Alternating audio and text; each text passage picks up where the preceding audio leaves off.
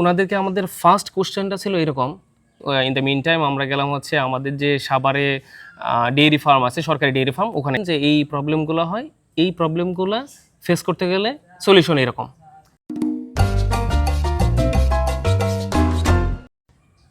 আসসালামু আলাইকুম।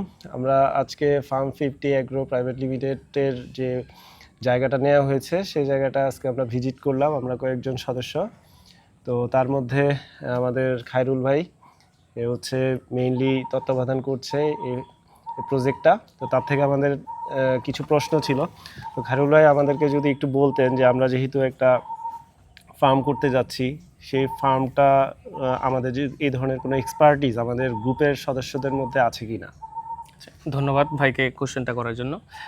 আসলে যদি আমি বলি, প্রথমে যখন আমাদের আইডিয়াটা আসছে যে আমরা একটা হিউজ পিপল না, কমন কিছু পিপল মিলে এই ফার্মটা করব, তখন আমরা ফার্স্ট কি করলাম যে আমাদের তো এই বিষয়ে এক্সপার্টিস না আমরা, তো সেক্ষেত্রে আমাদের কিছু নলেজ গ্যাদার করতে হবে।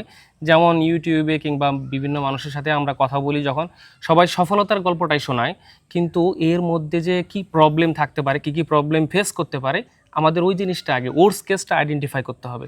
তো তার জন্য কি করলাম, আমরা কিছু এস্টাবলিশড ফার্ম আমরা সিলেক্ট করলাম যে এই ফার্মগুলো আমরা ভিজিট করব। তো তার মধ্যে হচ্ছে আমাদের স্থানীয় একটা ফার্ম আছে, নাম হচ্ছে সুপ্রিম এগ্রো। তো ওনারা যেইভাবে যেই স্টাইলে শুরু করছে, তো ওনাদের সাথে আগে যোগাযোগ করলাম, ওনাদের ওখানে গেলাম। যাওয়ার পরে ওনাদেরকে আমাদের ফার্স্ট কোশ্চেনটা ছিল এরকম যে আপনারা ফার্ম পরিচালনা করার সময় কি কি ধরনের প্রবলেম ফেস করেন, আগে প্রবলেমগুলো বলেন। কারণ আমরা তো ইতোমধ্যেই ইউটিউব, গুগল, বিভিন্ন ওয়েবসাইটের মাধ্যমে অনেক কিছু জেনেছি, বাট এর রিয়ালিটি কতটুকু? কারণ আমি বই পুস্তকে একটা জিনিস পড়বো, দেখবো, সেটার সাথে এটার সামঞ্জস্যতা হবে না। তো ওনারা আমাদেরকে কিছু পয়েন্ট নোট আউট করে দিলেন যে এই প্রবলেমগুলো হয়, এই প্রবলেমগুলো ফেস করতে গেলে সলিউশন এরকম। ঠিক আছে, আমরা ওখান থেকে কিছু নোট ডাউন করলাম। তারপরে আমরা আবার গেলাম হচ্ছে, ইন দ্য মিন টাইম আমরা গেলাম হচ্ছে আমাদের যে সাভারে ডেইরি ফার্ম আছে, সরকারি ডেইরি ফার্ম, ওখানে গেলাম। তো ওখানে আমাদের পরিচিত এক ভাই আছে, সায়েন্টিফিক অফিসার। উনি আমাদের আসলে সায়েন্টিফিক অফিসার কাম আমাদের কনসালটেন্ট। হ্যাঁ, তো ওনাদের কাছ থেকে আমরা প্রথম ধারণা পাইলাম যে ডেইরি ফার্ম যদি আমরা করতে চাই, আমরা কি আসলে ফ্যাটেনিং করব না ডেইরি ফার্ম করব।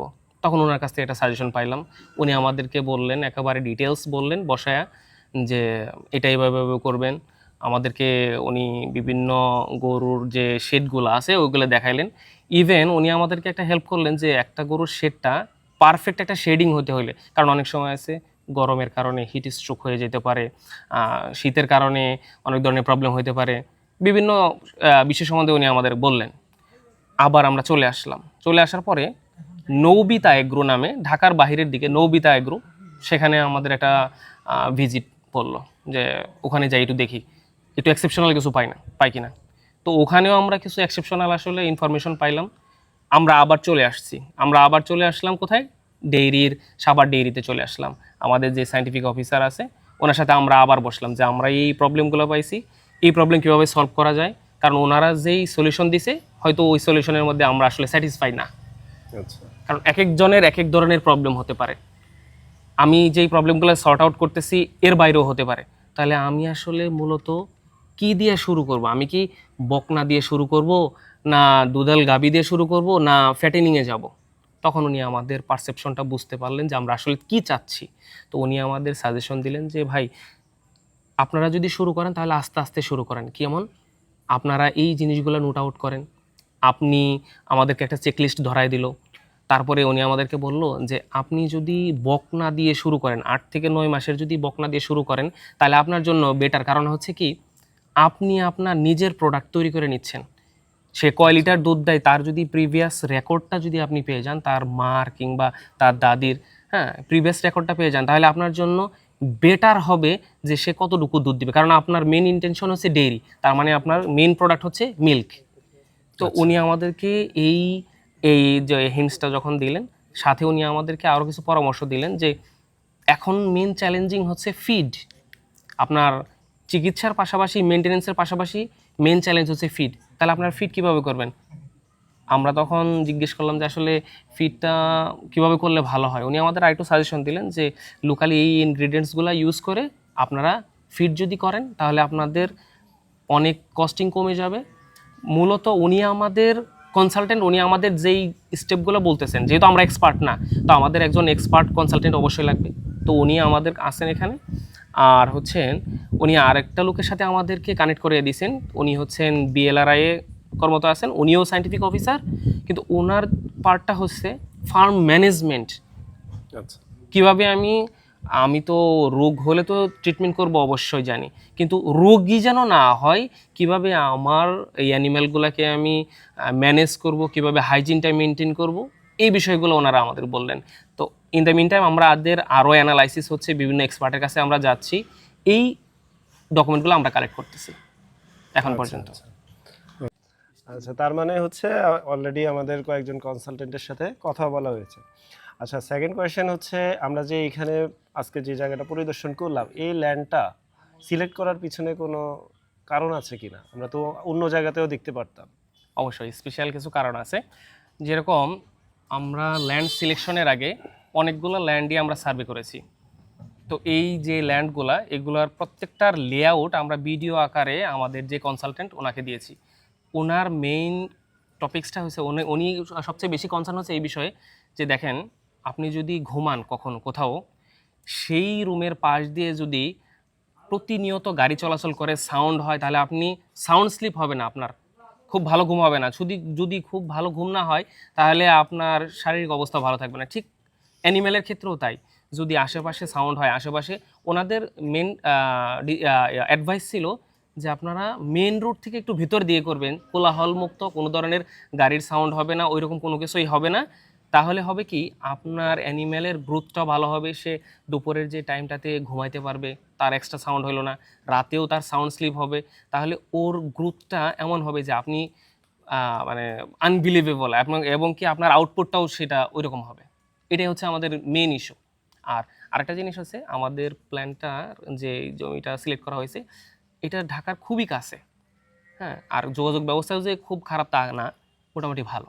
আমার তৃতীয় কোয়েশ্চেন হচ্ছে যে খায়রুল ভাই, সেটা হচ্ছে, আমরা কি এখানে শুধু ডেইরি নিয়ে চিন্তা, না ভবিষ্যতে আমাদের এটাকে আরো বড় পরিসরে অন্য কোনো কিছু করারও প্ল্যান আছে? আচ্ছা, সুন্দর কোশ্চেন। আমাদের মেইন প্ল্যান যদি বলি আমি, তাহলে আমাদের ফার্স্ট প্ল্যান হচ্ছে আমরা ডেইরি করব, বাট ডেইরির পাশাপাশি আমরা জাত উন্নয়ন করব। কারণ হচ্ছে, আমি যখন একটা ফার্মে গরু নিয়ে আসতেছি, আমাদের দেশে অধিকাংশ মানুষই চিন্তা করে যদি আমি বেশি প্রোডাক্ট পাইতে চাই তাহলে আমাকে হলিস্টিয়ান, ফ্রিজিয়ান কিংবা জার্সিতে যাইতে হবে। কিন্তু আপনি যেটা কিনে আনতেছি, আমি কিন্তু জানি না সেটা কত পার্সেন্টের গরু। তো যদি আমি আমার ডেইরি করার পাশাপাশি এই জাত উন্নয়নটা করি, তাহলে আমার নিজের কাছে রেকর্ড থাকবে যে আমার এই গরুটা 80%, আমার এই গরুটা 90% কিংবা 100%। তাহলে কি হবে, আমার প্রোডাক্টটা ভালো হবে। আর আরেকটা কথা বলি, যদি আমি বলি ক্লিয়ারলি, শুধু ডেইরি না, এখানে আমাদের ডেইরির বাই প্রোডাক্ট, সেটা দুগ্ধজাত প্রোডাক্ট হতে পারে, বিভিন্ন ধরনের প্রোডাক্ট, তারপরে হচ্ছে গট ফার্মিং, এবং আমরা আরেকটা প্ল্যান করেছি সমন্বয় এগ্রিকালচার, যেটাকে মানুষকে যেন আমরা সতেজ এবং ডিজিজ ফ্রি, কন্টামিনেশন ফ্রি সবজি কিংবা যেই ধরনের জিনিস বলেন, এগুলো যেন আমরা মার্কেটে তাদেরকে প্রেজেন্ট করতে পারি, তাদেরকে সরবরাহ করতে পারি, এটাও আমাদের প্ল্যানের মধ্যে আছে।